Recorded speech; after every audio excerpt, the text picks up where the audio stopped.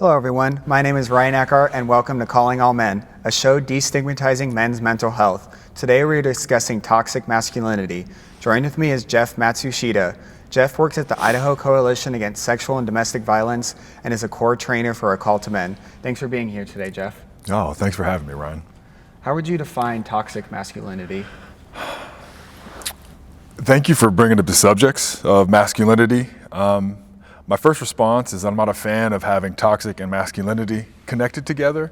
I don't deny that there are some aspects of masculinity, the way it's currently being displayed, and myself included, with carrying some of these toxic behaviors, such as not expressing emotions, not willing to ask for help, expectations of perfection, and really not being able to display any other emotions other than anger.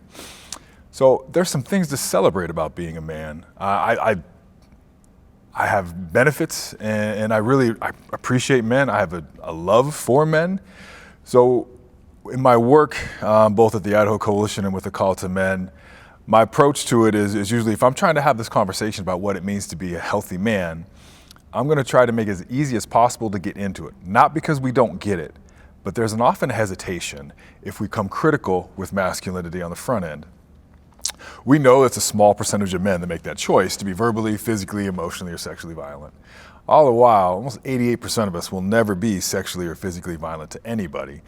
But in this idea of performing masculinity, we know that if we as men aren't going to perpetrate that kind of violence, then we need to be willing to speak out when we hear it, when we see it, and challenge our friends.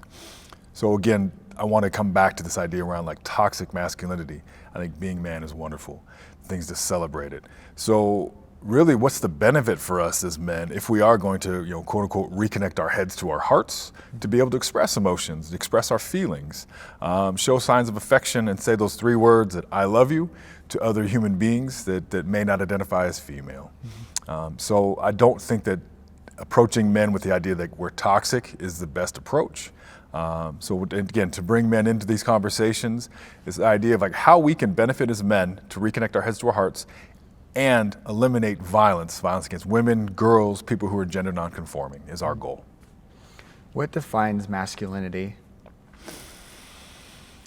It's pretty broad. I think that it gets to be really what the individual wants it to be. In our binary world where it's black or white, this or that, trying to lean into this idea of a both and thinking. So for myself, I can define masculinity for my own self and create spaces for other men to come to the fold, to have these conversations about what they want to be and express and how they express themselves. Our oldest, a couple months ago, we were watching TV together, and a commercial came on, and it just really moved me, and I was crying. And Jalen, at the side of Jalen's eyes, I felt them looking at me, and then the words were, "Dad, are you crying again?" And it was a very shameful side. But part of it was, yes, I was crying again. And so for me, my form of masculinity is I want to be expressive, not because it's a show, but I want to show Jalen that as her father, I am willing to and able to express emotions beyond just anger. So trying to live into those folds is difficult, but for me, that expression of emotions is something I hold dear, and I want to be able to express that to men. Also tell men I love them. So for me, in defining my masculinity, also includes toughness. It also includes being a hard worker, winning, getting things done, and being seen as valuable, and trying to grow into this expectations of being able to express my emotions, and being willing to fail. I think that's part of this vulnerability that I'm really trying to unlearn, and knowing that vulnerability is a strengthness. Because Brene Brown talks about, which I listen to a lot of Brene Brown, but there is no courage without vulnerability. So that is part of my recent work on myself in going forward with just modeling vulnerability. I know for me, like when you say like I love you to a man, it's usually like when you're under the influence of like alcohol or like any other substances, and I feel like it's better to say like I love you when those substances aren't like involved at all. And like I know some of my friends that say I love you, but like we're under the influence of substances, so like it's like, does it really mean do they really mean that? And that's something that like my thought process is. And like I talk to one of my best friends from back home and I tell him I love him because I actually do genuinely mean it, because we're so like connected with like our mental health and like coming from like the same like walks of life and being from the same place. It's just like I know that I love him because like he is like a genuine friend of mine. I appreciate, again, if you can't, we need those models, right? And to be able to know that other men are feeling that, but also letting us know. I do believe that with some of the social sciences, we know that boys emit emotions probably at a higher rate than young girls in that gender binary sense. But around age 5, we start really coaching that out of them. And I'm intentional with the word coach, because we tell boys, don't cry, toughen up. I'll give you something to cry about, with threats. So I think that it can be coached out of us, but I know that it can be coached and nurtured back into us. And I think that's part of, I love that story you share with your friend, in that nurturing sense by modeling that behavior, but also sharing your feelings for them. And so they know 100% that you're with them. Why would you say not everything men do is toxic? Because I think we can create. I believe we are things that are untoxic. In my head, I go to the mentality of toxic being sludge, a lot of things that we do, right? Not recycling, a lot of garbage and waste, and that is a toxic environment where greenery won't grow, where we are doing some things to Mother Earth that she is becoming less and less viable. And we have created, we have nurtured, we have loved. We've chosen peace over war. We use competition as a sense of connection rather than seeing somebody as an enemy. I know it's possible. I've been a benefit, particularly in the sports world, is where I came up in what I learned. My father was a football coach for almost 27 years. And he always had this poster on his wall of like, everything I needed to know, I learned playing football. The idea of camaraderie, communication, willingness to sacrifice your hopes for the goals of others, being patient, so in waiting your turn, and adopting that idea of knowing your role. So I do believe there's beauty in those aspects of masculinity that are there. Unfortunately, I think the world and other men and other people have kind of put some dust on top of that. So for me during COVID, one of the things that's been uncovered is that willingness to reach out and stay connected to other men by modeling that vulnerability. So I have made some friendships via Zoom, which is kind of odd, but I've been able to make those connections because they were willing to listen, I was willing to listen, and we were willing to share that time because we had it. Yeah, I really enjoy our time on Zoom together because I feel like I'm able to like talk to you and like connect with you even though it's over Zoom. And I love how we've gotten the chance to have Zoom and be able to still talk to like our friends and family and like other men about stuff that's going on. Oh, I think it was so crucial. The genesis of the call that you're referencing, every Thursday a group of men get together, and there was an article about isolation and men's loneliness. So statistically we are dying 5 years sooner than our female partners. And I could only look to my father for that model, of how isolated he has become once he's retired from work. His buddies that he used to golf with have either passed away or moved away. And really he spends a lot of time reading books and being with my mom, which I know they have a loving relationship. They just made 44 years in their marriage. And he misses coaching, he misses golfing, but rather than reach out, he's become much more isolated. So for me, I know that I need to be connected with other men for my own mental health and then the well-being of our family unit, because if I'm happier, it can put the room at ease rather than me controlling the emotional climate of what's going on in our home. Yeah, I definitely agree with that. How would you redefine toxic masculinity? Really talk about just the unhealthiness of it. By believing some of these old, tired, very rigid notions of what it means to be a man. Again, of not being able to express emotions or ask for help. Specifically not asking for help. If we can reshift that narrative of seeing that that's a sign of strength, Again, we're coming out of a global pandemic, with a virus, but also a lot of racial tensions that have existed in our country. We've seen people lose their jobs and be insecure, both home and food. Of course, we're not all well. So I do believe that linking at Zoom, what Zoom does for me, it makes it much more intimate, where I'm looking into your eyes rather than the way I was socialized to be comfortable was either in a car seat or at a bar stool, or I could, like you mentioned with alcohol or other substances, softening my rigidity to that and saying I love you or expressing some feelings I'm feeling without being intoxicated, and knowing that I look into somebody else's eyes. There's levels of intimacy.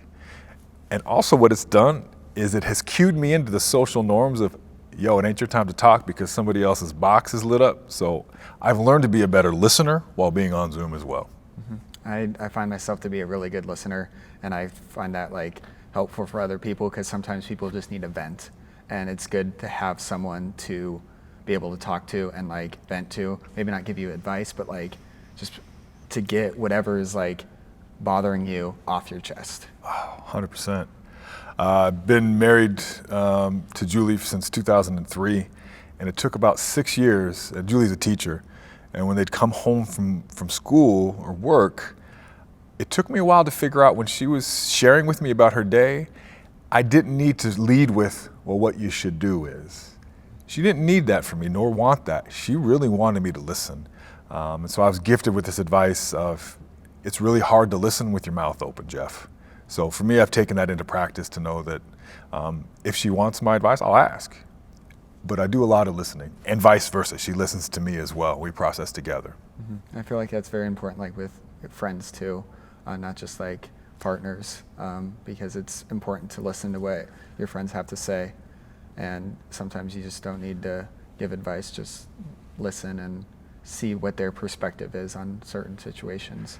I want to bring that back to that question around toxic masculinity as well. I think for me, growing up in that man box, being a fixer was a sign of really being a man. Either with my hands to fix things that need fixing, creating things, and also with the emotional things. When it wasn't a physical piece, then I would give verbal advice to fix things.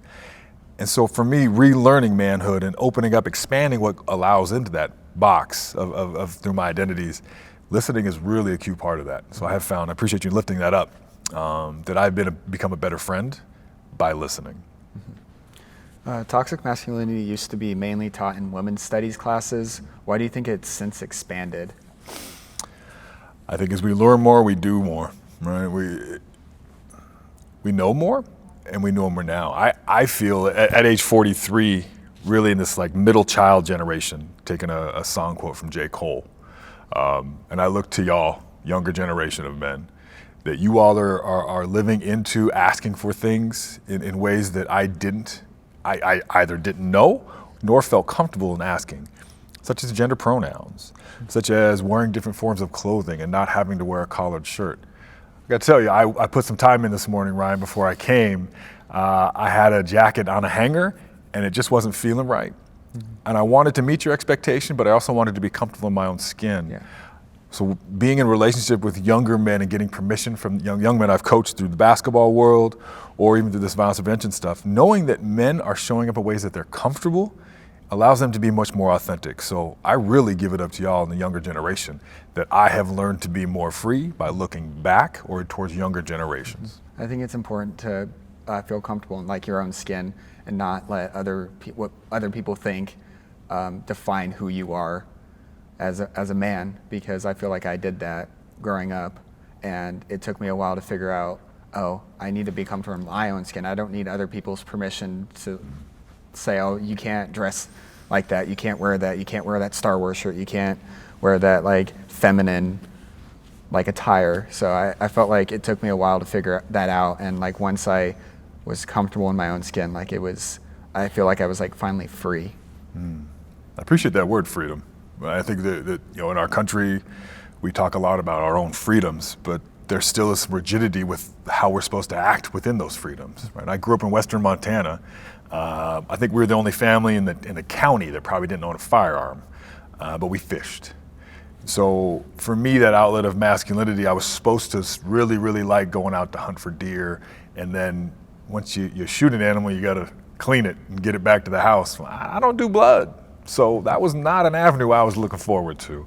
And with fishing, I usually catch and release. So there's no end of it to me that rigidity of masculinity, of being able to kill and provide. Nah, I go to the grocery store and buy steaks. So that's my idea of providing. Yeah, I agree. I don't do blood either. And I'll just go to the store and go buy some food for the family. And I'll provide that way instead of going out and like hunting, and because that's just not like part of who I am. And I think that's the piece, right? To being able to, the confidence in you saying that gives me permission to kind of be able to express those same things. You mentioned Star Wars, and I grew up a Star Wars fan. I grew up playing Dungeons and Dragons. That's often not part of my identities or my history that I often lead with. But as I have been doing in community with more men and being in this work, knowing that there is no expectation of the manhood, there are many different ways that we can express ourselves. And so that's freeing in its way for me as well. Mm-hmm. Yeah, everyone has their own different sets of what they're passionate about and what they, like what you said, what they lead with. Personally, I lead with Star Wars because that's just like part of who I am. And like if I don't do that, then I'm not being true to who I am as a person and as a man. So I feel like I need to like promote that. And like if you see my room, like it's just filled with Star Wars posters, books, movies, basically everything you could think of. Any fan's dream like will be my room most likely. So there's a lot in that. I think I always bring it back to manhood with these topics. The hero's journey. And I love that I'm looking at your socks, and Ahsoka, for me, one of the really first female Jedi that they focused upon. And so now as a father, being able to share my love of Star Wars, but also without the feelings that I'm only lifting up the quote unquote hero as somebody who saves and provides and rescues in a male appearing body, now knowing they're female appearing bodies. And so regardless of one's gender identity, that the Star Wars universe is able to express and allow other people to see themselves in whatever's created. Because I remember when Ahsoka was first introduced, I remember a lot of the fandom was very toxic about her because it was a woman in Star Wars, and she was like the main character of the show, and she was big and tough, and like she had 2 lightsabers and was just like an all-around badass. And like I remember people didn't like her at first. Fast forward to last year when the final season aired, everyone loves her. And I talked to different people like, oh my gosh, Ahsoka's my favorite character ever. And it's just crazy to see how far we've come in like Star Wars and like other things as well.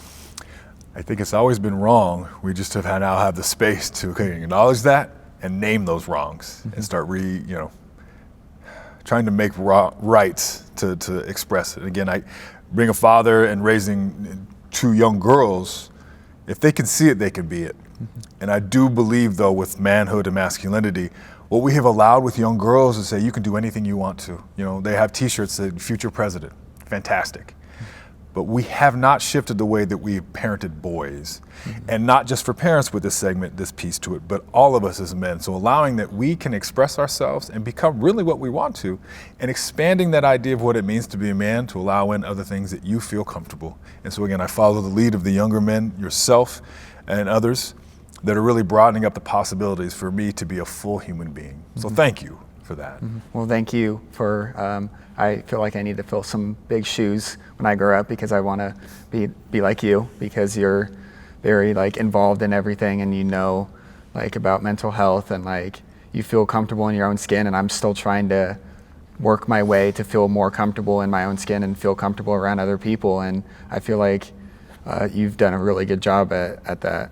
Well, thank you. I've learned, it's a lot of people that have helped to get me to the place, right? And really, my wife being the first and foremost, to learn from her.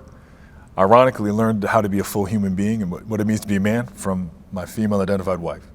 But in the sports culture, in the basketball, for example, as a coach, we do very fundamental drills all the time. We talk about getting reps. So for myself, at 43, I've gotten a lot of reps with admitting what I'm feeling and naming what I'm feeling, and also seeking sources who I trust and love to get their advice and to do more listening than talking in those ends. Could not have said it any better. Thank you, Jeff. That's all the time we have for today. Thank you, Jeff, for joining us, and we'll see you next time on Calling All Men.